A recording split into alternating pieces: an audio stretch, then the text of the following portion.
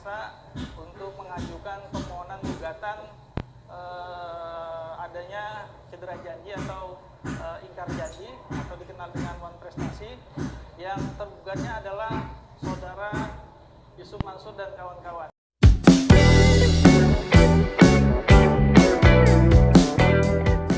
Memberi kuasa untuk mengajukan permohonan gugatan adanya cedera janji atau ingkar janji atau dikenal dengan wan prestasi, yang tergugatnya adalah saudara Yusuf Mansur dan kawan-kawan. Itu adalah informasi terbaru tentang Yusuf Mansur dengan orang yang merasa ditipu oleh usaha patungan Yusuf Mansur ya. Berdasarkan informasi, setelah somasi tidak diindahkan ya, mereka mungkin sudah somasi ke YM atau Yusuf Mansur, itu tidak diindahkan somasinya. Terus sebagian peserta investasi patungan usaha Hotel City menggugat Yusuf Mansur bersama seorang pengusaha kuliner asal Jogja yang juga sahabatnya dengan inisial JBS ya. Informasi ini saya ambil dari YouTube-nya Thoyibah Channel ya. Jadi ini adalah perkembangan terbaru di mana melalui kuasa hukumnya orang-orang yang merasa ditipu oleh usahanya Yusuf Mansur itu menggugat Yusuf Mansur lewat pengadilan. Dan ini juga saya sampaikan juga tanggapan dari pihak YM sendiri atau Yusuf Mansur sendiri tentang gugatan yang masuk ke hukum ini ya. Jadi sekarang ini posisinya adalah gugatannya itu tentang hukum itu mau digugat di pengadilan. Terus Yusuf Mansur punya jawaban ya. Jawaban ini nanti akan kita sampaikan juga di sini. Simak baik-baik ya, terutama teman-teman yang merasa tertipu di bisnis patungannya Yusuf Mansur ya. Ini adalah jawaban Yusuf Mansur ya, yang kita ambil dari channelnya Dagu Channel ya. Bismillahirrohmanirrohim. Wassallallahu ala sayyidina Muhammad wa ala alihi wa ashabih wa ummati ajmain. Semoga jawaban saya ini dengan izin Allah nggak terdengar sombong ya, nggak terdengar tinggi hati, dan nggak terdengar emosi. Semoga enggak ya, amin. Dan sebagai jawaban juga dengan izin Allah buat kawan-kawan media, udah minta nasihat dan doa dari kiai-kiai sebelum menyampaikan ini. Semoga Allah selalu maafin dan ampunin kita semua. Sebagai juga jawaban buat kawan-kawan jika susah menjawab ditanya orang sebab kawan-kawan dekat dengan saya, maka kasih audio ini aja. Doa ya. Saya butuh banget doa-doa yang banyak biar saya jadi ustadz yang benar ya. Sabtu 11 Desember 2021 Yusuf Mansur ya. Ini adalah jawaban Yusuf Mansur daripada yang tadi sudah saya sampaikan tentang gugatan Yusuf Mansur di pengadilan ya. Ini dibuat ya hari ini ya, Sabtu ini, dan kita akan mendengarkan secara lengkap ya. Tidak saya edit, secara lengkap biar teman-teman paham betul ya, terutama teman-teman yang merasa tertipu tentang usaha patungannya Yusuf Mansur ya. Bismillahirrahmanirrahim. Buat kawan-kawan media semua, ini juga sekali lagi sebagai jawaban saya atas semuanya. Saya sudah tanya kanan kiri ke kiai-kiai, ke para guru, para alim ulama. Jawaban semuanya adalah bahwa saya boleh menyampaikan kebenaran. Maka bismillahirrahmanirrahim. Ini juga udah pernah saya sampaikan bahwa hal yang terjadi pada saya dengan izin Allah ini adalah karena awalnya salah sangkanya seseorang yang mulia yang pernah berjasa dalam hidup saya, tapi salah sangka menyangka bahwa saya adalah orang yang sangat tidak beradab, orang yang sangat tidak berakhlak, orang yang sangat jahat, yang sangat buruk. Dan kemudian datanglah sifat hasad, hasut, iri dengki dari seseorang yang juga dimuliakan Allah Subhanahu wa taala, yang juga saya yakin semuanya karena salah saja. Dan ini adalah perbuatan setan yang sama-sama kita harus berlindung kepada Allah Subhanahu wa taala supaya tidak saling menghujat, tidak saling mengorek kejahatan, tidak saling mengorek keburukan, kesalahan yang pastinya ada. Pada tahun 2005 saya dengan izin Allah Subhanahu wa taala dibawa ke televisi oleh seseorang yang menganggap bahwa itulah pertama kalinya saya ke televisi. Dengan segala ketawaduan dan kerendah hatian sebagai seorang pemula di depan seorang kaya raya yang konglomerat dan juga sahabat saya, salah satu wartawan senior di salah satu koran Islam terkemuka, ya saya tidak banyak bicara kecuali berterima kasih dan mengiyakan. Tapi saya sudah masuk TV dulu sebelumnya dan bahkan sudah ada di radio, ya salah satu radio paling terkenal sepanjang tahun 2004. Dan 2005 ujung itulah saya juga masuk ke salah satu TV juga, TV swasta paling terkemuka, dan kemudian membesut sinetron Tukang Bubur Naik Haji. Ala kulli hal, peristiwa saya dibawa ke TV sekali-kalinya itulah dianggap sebagai sebuah jasa yang luar biasa, dan saya tidak menampik. Benar-benar itu saya sangat kenang bahwa tetap itu adalah sebuah proses dari sebuah perjalanan. Dan disinilah saya belajar, memang saya tidak bertata krama, tidak berhalak. Sebab orang itu mencintai saya dengan tulus, orang itu mencintai saya dengan ikhlas. Saya sampai tidak pernah berani menyebut nama, khawatir benar kemudian orang membenci beliau dan kemudian berdampak pada ekonominya, berdampak pada usaha restonya. Dan ini saya sampaikan di Istiqlal tahun 2014 ketika beliau kemudian naikin 2 file pertama ke YouTube yang disitu penuh dengan narasi kemarahan dan kebencian. Saya liatin bolak-balik 2 file itu, ya, dari peristiwa 2005 ke 2014 kurang lebih. Narasinya ternyata memang berasal dari saya tidak tahu diri, saya memang kurang akhlak. Nah, dari sinilah kemudian teman-teman mesti hati-hati dengan hal kecil, karena hal kecil ini kalau tidak di-maintain akan menjadi hal yang sangat besar. Dan kemudian ketemu momennya karena masuk dengan memukul saya dengan izin Allah lewat kekurangan saya dan kesalahan saya yang nanti akan saya ceritakan. Sampai sini kemudian saya liatin apa kesalahan saya, kok orang yang mencintai saya sampai sebegitu rupanya gitu. Saya liatin dua file YouTube di tahun-tahun pertama itu. Ternyata ketemulah bahwa tahun 2005 itu saya disedekain, saya garis bawahi ya, disedekain mobil kesayangan beliau, bukan mobil Hammer ya, waktu itu beliau udah ada mobil Hammer dan udah ada mobil yang lainnya luar biasa, jaringan restonya juga top. Beliau punya mobil Elf, tapi Elf itu yang dibanggakannya karena udah disulap demikian rupa mobil Elf itu menjadi seperti rumah berjalan. Dan ketika saya diminta untuk ceramah di keluarga besar karyawan dan outlet manager gitulah dari beberapa cabang di Jakarta dan sekitarnya, beliau bercerita, saya mencintai sedekah, saya bahkan sedekahnya 30% kata beliau, dan saya mewajibkan mitra-mitra saya apa franchise gitu apa gitu, itu juga sedekahnya ya gede gitu, tapi saya pengen kamu, kata dia itu bercerita tentang sedekah supaya sama semuanya. Datanglah saya. Nah, kemudian ketika datang seperti biasa, saya bercerita tentang sedekah dan saya nyuruh sedekah. Namanya juga saya ceramah tentang sedekah, maka saya nyuruh sedekah. Nah, peristiwa itu sebenarnya dilihat oleh beliau bahwa itulah yang menjadi kebiasaan saya ketika saya bercerita tentang sedekah. Memang saya seperti nodong, memang saya seperti maksa, tapi terserah. Bukan nodong dan maksa lalu saya gondol, hampir nggak pernah.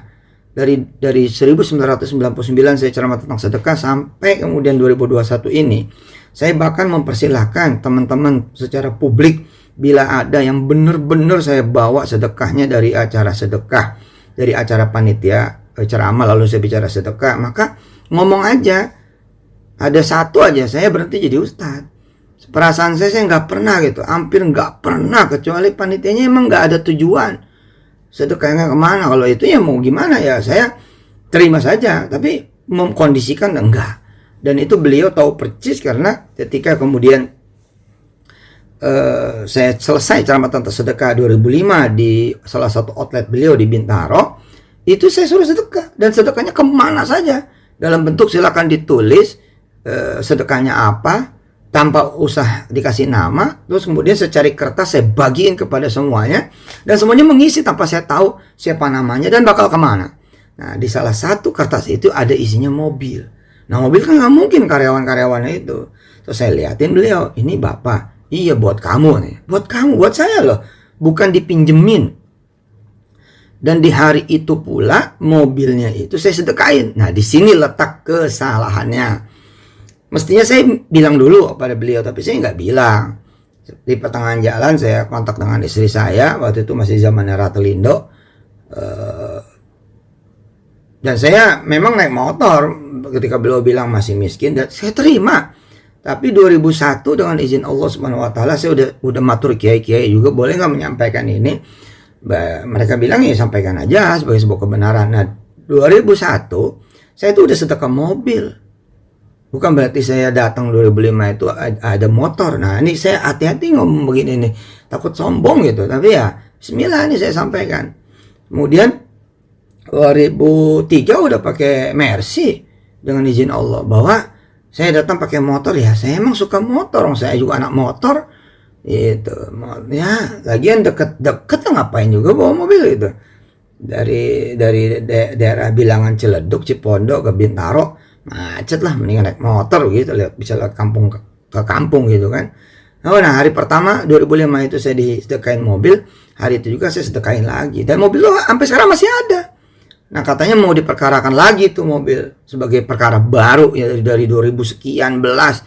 Wah, sekian markas kepolisian, orang dipakai sana sini untuk kemudian melaporkan saya. Alhamdulillah, saya nggak pernah berlindung di balik keteksi apapun, nggak pernah berlindung di balik kemudian rezim ini rezim itu, nggak pernah. Saya jalanin, tanya aja polisi-polisi yang mereksa saya, nggak ada pakai duit juga. Paling tukar sama ceramah gitu kan di markas tersebut, karena mereka juga percaya nggak mungkin lah saya nipu begitu. Tapi saya jalanin tuh, ada yang 2 hari BAP-nya, Masya Allah, mesti bolak-balik. Ada yang kemudian balik lagi, revisi apa, ada macam-macam udah. Ya saya jalanin aja. Ada kali 5 atau 8 gitu. Sampai ke tingkat Polres sih, dari mulai Baraskrim, Polda, ini Polda itu sampai Polres. Kemudian terakhir di pengadilan negeri. Kalau ngelaporin, diem, minta ampun, udah gegap gempita. Media lah segala macam, giliran kalah diem aja. Dan saya juga nggak pernah berhasrat untuk mukul balik, nggak pernah. Ya, nggak pernah. Ini sebagai jawaban kepada teman-teman dia, ya ambil aja udah. Nggak, saya mah apa ya, pengennya tuh nggak saling klarifikasi, nggak saling hujat. Uang yang dipermasalahkan ini 1-2 kok, nggak beneran banyak kayak apa tahu yang dibayangkan teman-teman. Enggak, dari 2.900 orang yang ikut patungan usaha di 2012 ya, itu dengan izin Allah Subhanahu wa taala 2.500 lebih itu udah dipulangin. Sisanya ini kan nggak tahu, saya juga nih masalah data dan lain-lain, bukan masalah justru kelemahan, enggak, di 2.500 loh. Datanya ada loh, dan saya koordinasi loh dengan teman-teman OJK, BI, teman-teman di Kementerian Koperasi, Satgas Waspada Investasi. Ini saya terbuka nyampaikan, ya nggak mungkin dong bohong dong. Masa saya nyebut OJK, BI, Kementerian Koperasi lain-lain, saya bohong numpang berlindung? Enggak lah. Nah, peristiwa 2012 patungan usaha itu nih, ceritanya lompat-lompat nih. Itulah yang kemudian melahirkan aset manajemen syariah. Umat sekian puluh tahun nggak pernah punya loh aset manajemen syariah. Sekarang punya loh. Ini udah waktunya terbang. Umat juga nggak ngerti apa-apa, dengan izin Allah sedikit sekali yang mengetahui tentang dunia keuangan. Ini kita bawa bahwa masih ada cacat-cacat di perjuangan kita menegakkan ekonomi umat. Ya ayo, saya juga nggak kemana-mana. Hotelnya juga berdiri dengan segala macam rupa. Kita tanggung dengan izin Allah. Udah mah bengkak pembangunannya. Udah mah kemudian nanggung bunga BTN. yang sebulan bisa 500 juta. Terus kemudian menanggung beban mesti nambahin beli tanah, kemudian motong 2 lantai. Kalau nggak ada diskresi dan segala macam, wah nggak kepake tuh hotel. Ya namanya juga anak muda zaman itu, banyak kekurangan, banyak kelemahan, tapi kan itu yang dibimbing oleh OJK, oleh teman-teman BI, sehingga lahirlah Imani Syariah, Imani dan Imani Syariah, kemudian lahir Petren Asset Management dan lain sebagainya. Semua belum berakhir, semua masih perjalanan, belum berakhir, dan saya masih berdiri. Nah, ketika saya melihat ini dipulangin adalah sebagai solusinya, ya saya pulangin.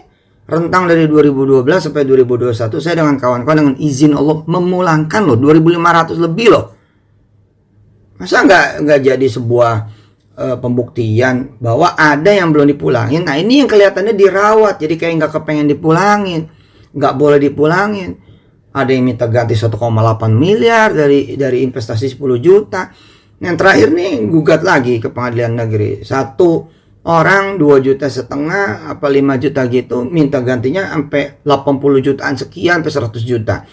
Ada tuh istilah kerahiman. Kalau kerahiman sih saya pasti ngasih tuh dengan istilah, saya lebihin terus tuh, nggak pernah juga pas-pasan, bisa 10% saya lebihinnya. Ya namanya gua duit orang ya, tapi kan udah balik aja udah alhamdulillah, nggak ada delusi loh, dan nggak kabur loh, proyeknya juga ada loh, dan berhasil kita melahirkan banyak regulasi secara misi keumatan mah nggak ada cacatnya. Ini mah ada memang orang yang dendam sama saya, salah sangka sama saya dengan izin Allah, itu yang kemudian nyari kesalahan dia. Ya kalau dicari mah siapa juga hari ini yang kagak ada kesalahan, saya ngakuin itu. Tapi 2.500 lah, datanya ada loh dengan izin Allah. Nah itu begitu mau dipulangin minta 1,8, minta sekian-sekian. Ya kalau saya ikutin nanti gimana dengan yang lain? Nggak adil dong saya, dan jadi masalah kan begitu. Nah hotelnya sendiri juga biar adil kita wakafin kok, kita jadiin kemudian itu pesantren, udah berdiri kapan tahu. Enggak, anak saya juga sekolah di situ ya bayar, sekolah di Darul Quran bayar ya. Oke, kembali lagi ke persoalan awal ya.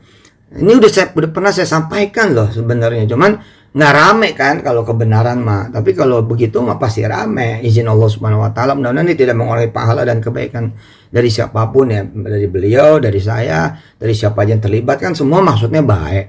Ya, saya dibilang nggak pernah mau ketemu gimana, orang sudah minta maaf, tapi nggak dianggap permohonan maaf saya, rupanya begitu.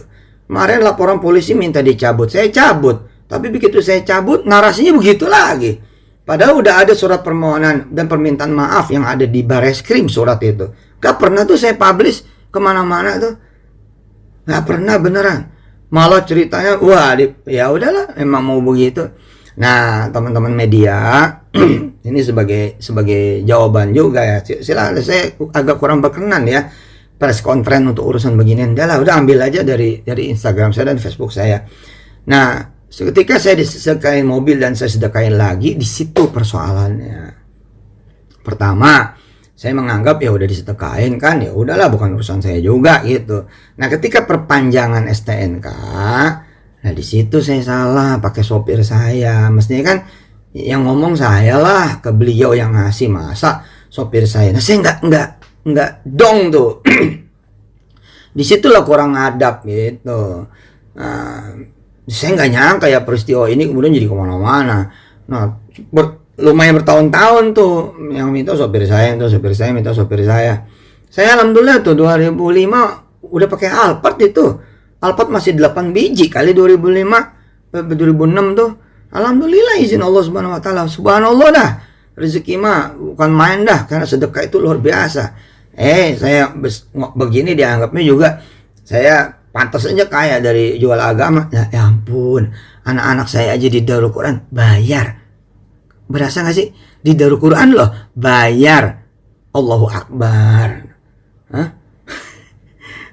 Belum lama saya lupa belum bayar. Yang kita ditagih itu yang si Kun apa si Hafiz? Kun, Abang Kun belum bayaran ya? Iya. Terus? Oh, isinya apa? Isinya tagihan. Nah, ini pesantren yang saya dirikan bersama kawan-kawan, yang saya ikut kerja 24 jam. tidur aja rapat tuh. Dia tidur ngipinya rapat lah. Anak saya sekolah di situ, lupa bayar ditagih. Bagaimana saya mau nipu? Ampun ya Allah, ya Karim, ya Dzal Jalali wal Ikram. Dan ini kemana-mana nih. Bahkan nggak sedikit di antara yang melaporkan itu ada wali santri juga. Unbelievable ya. Aduh, ini kalau bukan karena hasad-hasad iri dengki ini nggak bakal begini. Nah, tambah parahnya lagi, mobil itu kemudian beliau lihat. Kan di situ ada branding restonya beliau di mobil itu. Saya luput lagi tuh, karena mobil itu saya sedekahin. Saya udah nggak ngerti juga. Nah, tahun 2007 saya bikin film. Nah, Kun Fayakun. Nah, teman-teman yang ada di balik film itu juga ada di ring satu saya. Salah satu yang kemudian memang saya sedekahin kan ke abahnya yang kiai.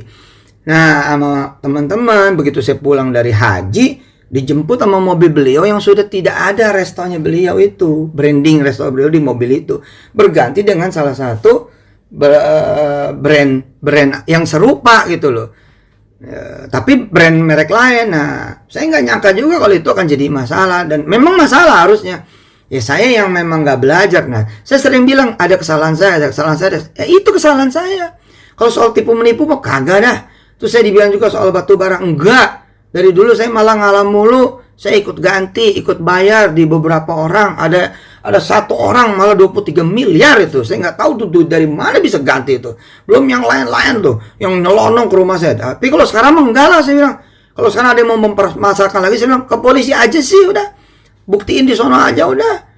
Selama ini juga ke polisi melulu, pakai pengacara melulu, ya nggak apa-apa. Nah, jadi kemarahan lah itu dianggapnya saya punya usaha yang serupa dengan usaha beliau, nggak tahu diri, nggak tahu akhlak, nggak tahu adab, kira-kira seperti itu. Nah, gara-gara itulah kemudian terjadi seperti sekarang. Dia modalin betul semua orang untuk kesana kemari tuh orangnya beliau untuk mencari di mana kesalahan saya. Ya, kepada Allah saya pulangin, terserah. Kemarin juga ada teman-teman media kan yang mau wawancara saya bilang enggak, silakan aja dari belah sono. Dan saya lihat memang udah naik tuh yang dari belah sono. Ya nggak apa-apa, bismillah aja. Dan saya serahkan kepada teman-teman semua, mau narasinya kayak apapun saya serahkan, terserah. Saya pengen bangun rumah tahfiz saya di mana-mana. Sekarang rumah tahfiz sudah 1.400-an yang berbendera Darul Quran dengan izin Allah Subhanahu wa taala. Itu duit donasi udah kayak apa tuh? Udah nggak ngerti lah. Makan minum semua gratis, ya, menggerakkan muhsinin seluruh Indonesia, bahkan mancanegara, orang-orang Islam Indonesia yang ada di luar, dan ribuan yang beririsan. Dan di mana-mana tahfiz sekarang menjadi program yang nomor 1 di sekolah, di madrasah, di tempat kuliah. Gitu. Alhamdulillah gitu. Nah, di sana saya sebutir beras aja nggak bisnis tuh, pakaian seragam nggak bisnis tuh, apalagi nipu. Duitnya tuh yang beredar bukan miliar, ratusan miliar yang beredar. Ini yang diperkarain 5 juta, 10 juta. Saya kalau ngomong kayak gini salah. Kan duit orang kecil, iya tapi 2.500 sudah saya pulangin. Kalau masih ada yang belum dipulangin, ini mana sini? Ada kalanya saya punya duit, ada kalanya saya enggak. Kalau saya enggak punya duit, ya saya bagi 2, bagi 3 gitu. Kalau punya duitnya langsung. Nah, 2 tahun terakhir kan siapa juga tahu nih COVID. Iya, memang kecil dikit-dikit, tapi kalau sekali pengajuan 20-30 orang kan ini berasa gitu loh. Yang begini nih saya bagi-bagi gitu. Tapi emang ada yang kayak nggak mau selesai. Ini 5 orang tuh yang mau gugat pengadilan negeri minggu yang lalu tuh didaftarin. 5 orang lo bayangin. Ini apa gitu loh. Bukannya ayo maju bangun bangsa dan negara. Emang saya penjahat kayak apa juga sih gitu. Kemudian ada lagi tuduhan itu, ya udahlah terserah lah, mau nuduh apa terserah lah. Kalau emang udah begitu ya mau diapain gitu. Nah, sekali teman-teman, ini saya udah minta izin para kiai. Besok udah mau berangkat muktamar juga, saya ikut di muktamar NU Lampung. Insya Allah mudah-mudahan Allah sayang saya dan bisa menyelesaikan semuanya. Apa yang saya sampaikan, apa yang saya kemudian ikhtiarkan, semua semata-mata karena Allah. Insya Allah izin Allah, kepengen umat itu jaya. Bukannya umat selama ini selalu mengeluh. Umat ini selalu, mana orang kaya dari kita-kita, mana orang besar dari kita-kita, mana usaha yang dari kita-kita, mana yang punya kita. Lah, giliran punya ada sedikit namanya usaha ya. Masa iya bisa langsung jalan juga? Ya mari gitu. Apa yang memang belum selesai kita selesaikan. Apa yang belum sempurna kita sempurnakan. Apa yang masih kurang juga, ayo mari kita perbaiki semuanya. Bismillahirrahmanirrahim. Saya nggak akan pernah berhenti juga menegakkan ekonomi umat, ekonomi bangsa dan negara. Nggak akan pernah berhenti. Bismillahirrahmanirrahim. Apalagi berhenti jadi ustadz. Enggak lah. Ya. Waktu pertama kali ketemu saya sama beliau lagi untuk minta maaf, beliau cerita, kamu nih pakai tarif, udah diberangkatin sama orang, pakai pesawat, sampai sana kamu cerita tentang sedekah, sampai sana kemudian terkumpul duit 60 juta, kamu gondol lagi ke Jakarta, wah kayak apa kamu ini, jahatnya. Lah, saya bilang, bagaimana cerita ada begitu? Nah, tapi karena waktu itu suasana dan nuansanya gimana-gimana, ya saya bilang, ya Pak, insya Allah saya perbaiki. Dalam hati saya, nanti saya akan kontak beliau yang dimaksud itu sebagai informan dia, mau nanya, bener gak gue begitu? Kata beliau nih, belum sempat saya ngomong, baru desiran hati, Pak, katanya, orangnya udah meninggal dunia, anak kejadiannya di Medan. Untungnya nih, alhamdulillahnya saya punya saksi, tiket beli sendiri. Ketika kemudian berangkat sampai di Medan, memang saya cuma tetap sedekah dan gelar sorban, duit terkumpul memang 60 juta. Tapi demi Allah, seperak juga nggak saya bawa. Lah kok bisa begitu? Lah ternyata emang orang emang masalah. Sejak ikut Ustadz Arifin Ilham udah masalah. Buat sendiri majelisnya di sono dengan nama Ustadz Arifin Ilham juga masalah. Ya udah mau diapain gitu loh. Nah kayak gitu-gitu tuh informasi yang beliau terima. Jadi saya mah yakin ini salah informasi semuanya. Nah saya nggak bisa ketemu kok. Kalau bisa ketemu saya temuin. Kagak bisa beneran. Terakhir ketika di polisi di Barreskrim, ya ketika saya cabut laporan saya yang lapor loh. Yang saya lapor itu ngomong, ente kalau mau ketemu mau gampang. Gampang bagaimana? Aksesnya kagak ada, ditutup. Saya mah Yusuf Mansur, Pak. Tiap hari juga live di sosmed. Urusannya kagak ada yang kita macem-macem lah, nggak ada lah. Bismillahirrahmanirrahim aja lah. Gitu. Ya teman-teman maafin saya. Pokoknya kalau ada yang nggak beres, ya ayo kita selesaikan. Nah sekarang udah bergulir nih, babak baru lagi nih di pengadilan baru lagi. Aduh, ya udah jadi ibadah semuanya. It's only only a piece of cake gitu aja lah. Pokoknya kalau punya masalah ya udah nih bagian dari ya sepotong kue gitu. Bismillahirrahmanirrahim. Saya doain semuanya mudah-mudahan barokah. Niatnya juga kan pada dakwah, pada jihad ya bagus. Mudah-mudahan sama-sama bisa gandengan tangan di kemudian hari dan membangun ekonomi umat, bangsa, dan negara. Saya Yusuf Mansur masih sampai sekarang masih penasaran. Saya pengen juga dalam tanda petik minta teman-teman publik juga ikutan itu loh. Siapa yang pernah jadi panitia saya sejak dari 1999 sampai 2021? Kalau emang ada cerita saya minta duit, naripin duit, dan ngegondol duit sedekah. Tapi bener loh ya, jangan cuma ngecap. Nah kalau benar ya monggo sampaikan gitu loh. Satu aja, saya berhenti beneran jadi ustadz, udah berhenti dah. Ya nggak apa-apa juga, istirahat.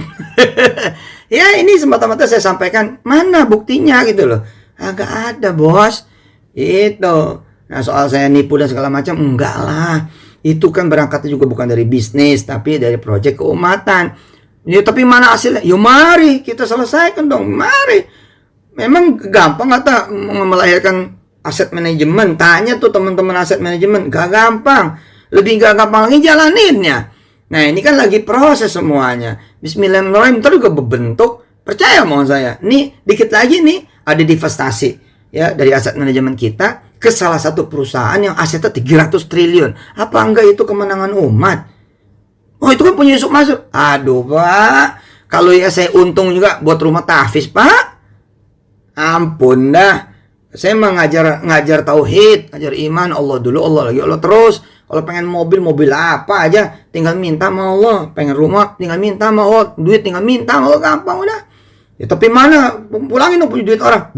Itu 2.500 loh, udah saya pulangin mau lihat datanya. Nah di sini nih sebaik-baiknya ngadu data di polisi. Sebab apa aja dibelokin, apa aja dinarasiin jelek, apa aja diputar balikin. Ya malah ya udahlah. YouTube udah kayak apa tahu, udah kayak apa so tahu aja isinya begini begitu, bilang ketemu saya aja pada belum. Bagaimana antar umat itu. Tapi kalau saya saling maki, saling hujat kan kagak bagus. Ya akhirnya saya tutup dengan silahkan menarasikan apa saja. Yang ini gimana? Ini mah saya udah dauhnya para kiai. Yusuf Mansur sampaikan kebenaran. Ya begitu. Saya udah muter-muter juga zaman dulu ketika kemudian dibikinin buku ini buku itu, dibagiin kepada kiai ini kiai itu, majelis ulama semua. Saya dipanggil sana sini, saya laporan balik, ya begini kiai begitu kiai. Udah saya sampaikan. Terus saya pernah disidang sama Habib Rizik tahun 2014 juga kalau nggak salah, beberapa gitu. Dianggap bohong. Lah Habibnya masih ada.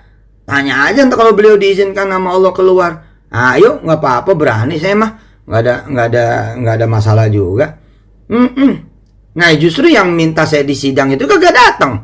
Ya beliau sama orang-orang itu kagak datang. Bagaimana? Sampai Habib Rizik berdiri, demi Allah Habib Rizik berdiri lalu bilang ini Yusuf Mansur yang benar karena dia datang. Tuh coba, orang apa coba? Tuh orang masih hidup, mudah-mudahan kita doain keluar beliau beneran. Ntar dah kalau beliau enak hati begitu keluar, kita datang kepada beliau. Bener gak Yusuf Mansur ngomong begitu? Gitu. Makasih deh, panjang lebar nih jadinya. Makasih teman-teman media. Makasih sekali lagi. Wassalamualaikum.